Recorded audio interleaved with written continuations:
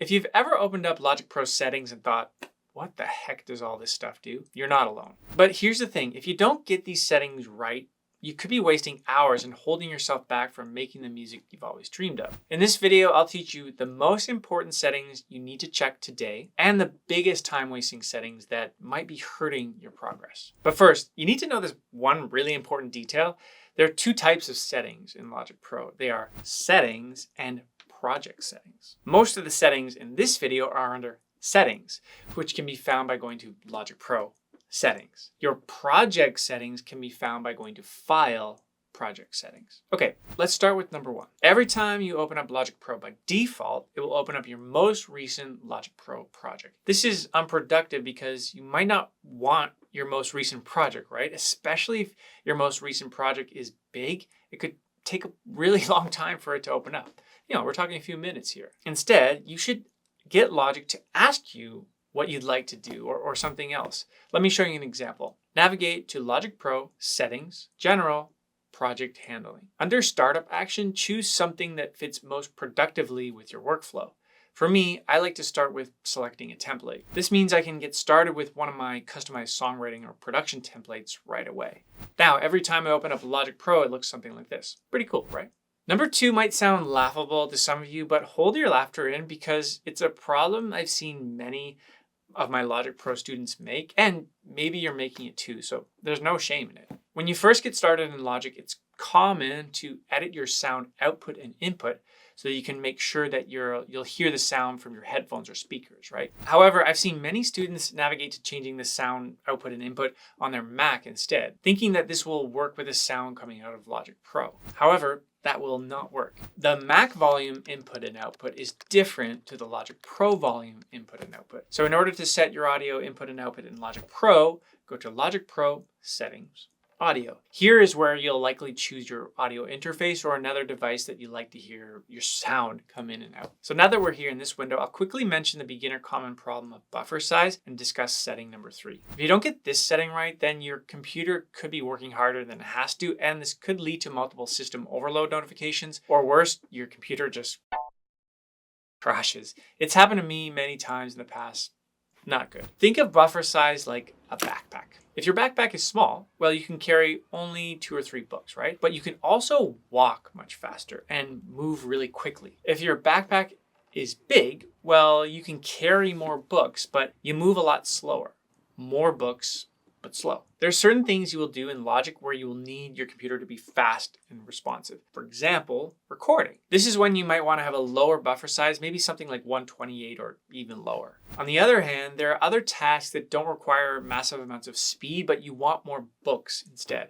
For example, mixing. So in this case, you would have a higher buffer size like 1024. In general, all of this is going to depend on your computer processing speed anyways. For instance, if you have a really old and slow computer, then no matter how low your buffer size is, your computer still might struggle. So when in doubt, recording, low buffer size, mixing, high buffer size. So let's talk about setting number 5 now. I'll show you how it saved me so many times from losing lots of projects. One of my favorite things about Logic Pro is the autosave feature, and this happens in the background, by the way. So whether you like it or not, it's there. But this isn't the setting I'm talking about here. Not only does Logic Pro autosave your projects in the background, they also offer you like revert to old backups of your session based on specific dates. So go to Logic Pro, Settings, General, and select Auto Backups and choose how many alternate versions you would like. So like sometimes doing undo Command Z will only get you so far, and you realize that you need to revert to an older version from even an hour ago or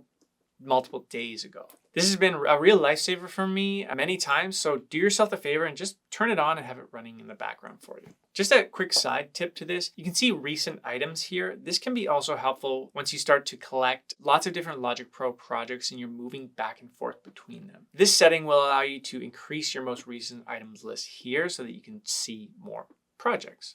The next setting is something that's going to have you looking way cooler while you're working in Logic Pro. And I mean, we're not all here just to look cool, but sometimes it can't hurt. This has to do with customizing 2 areas in Logic, the display screen and the toolbar.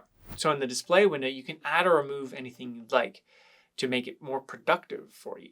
So here are some things that I might suggest you consider adding to the display window as an example. Low latency mode and the CPU performance meter, these are great tools that will help you visualize and manage your computer processing. For example, I like to press this low latency button when I'm recording, but turn it off when I'm not. This button is just going to reduce any latency that might be happening in the signal chain. To customize the display, go to this arrow dropdown, click Customize Control Bar and Display, and then click the Custom option from the LCD column. The same goes for the toolbar, which can be customized by right-clicking anywhere on the toolbar. So both of these displays are going to be subjective to you. Ask yourself, what are some things that you do a lot? Or what are some things that are on there that you don't need at all? If you don't know the answer to that question right now, then don't stress about it. Like, it will just come in time as you make more music.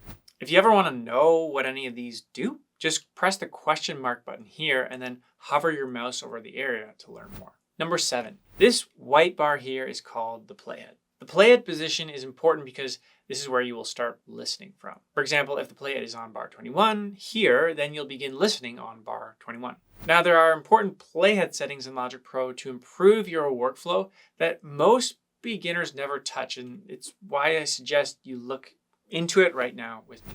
You can right-click on the play button and notice that you have 4 options. Play from marquee selection, play from cycle, play from selected region, play from last locate position. Each of these options will make the playhead do different things. So you might find yourself only ever using one of these options, or you might find yourself switching back and forth based on the activity you're doing in Logic. You also have the option of choosing a few at the same time. Let's take an example that could be productive for you. Let's say you're mixing your song, and so you're likely going to be doing a lot of repeat listens on certain sections, right? So for instance, I might move my playhead to the verse, have a couple listens there, then move it to my chorus for a few more listens, and then move it to my third chorus for a few more listens. So my preferred playhead setting for this would be play from last locate position, which means your playhead will begin to play from the last position that you clicked on. Let's look at an example in real time. I'm going to play from bar 21, which is verse 1. Once I stop the playhead, I'd like it to start again from bar 21.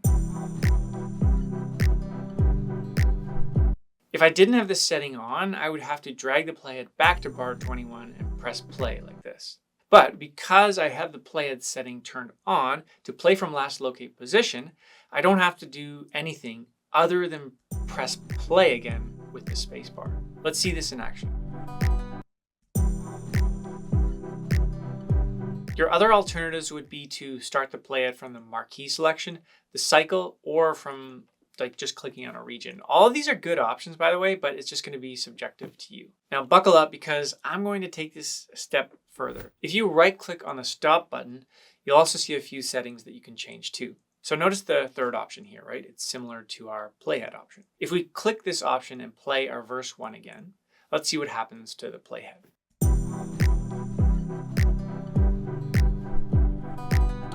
Pretty cool, right? So with the playhead settings and stop settings, you can see how you could use this to your advantage when you're doing different things in Logic. For instance, you might be doing a lot of editing, or maybe recording or mixing, and they all require different workflows. As we're kind of talking about editing, this is a good time to side note, in Logic Pro Settings, General, Editing, you'll notice all of these settings are customizable to make you more productive while you're editing. I'll quickly highlight 2 that I use a lot, but I'm not going to get too deep into them. They would be right mouse button is assignable to a tool, and pointer tool in track provides fade tool click zones.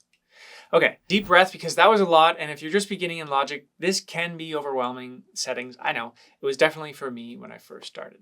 The important thing here is you're open to trying new things, and that will have the potential to make you more productive in Logic. You might not see the value in them right away because you got to learn them first and build them into your muscle memory, but just be open to changing your process and workflow. Okay, let's move on to a nice and easy one. When you're bouncing at your track in Logic, you're going to come across this bouncing window.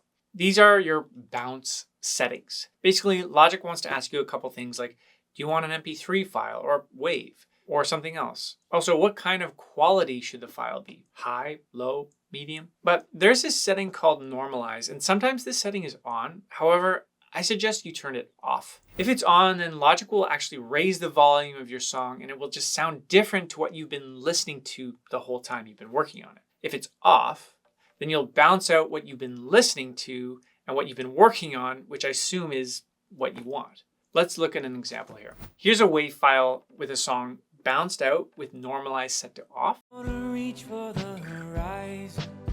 I wanna fall over the edge of the sky. Now here's a WAV file with the song bounced out with normalize on. I wanna reach for the horizon. Hear the difference? So now that you have your settings in order, you're ready to create beautiful and memorable music. I'm excited for you to dive in. It's why you should watch this video right here, and I'll teach you the 4 must-know Logic Pro tips for songwriters looking to release their music. And by the way, if you like the Beatles, then you're really going to enjoy some of the uncovered Beatles facts that I drop throughout the video.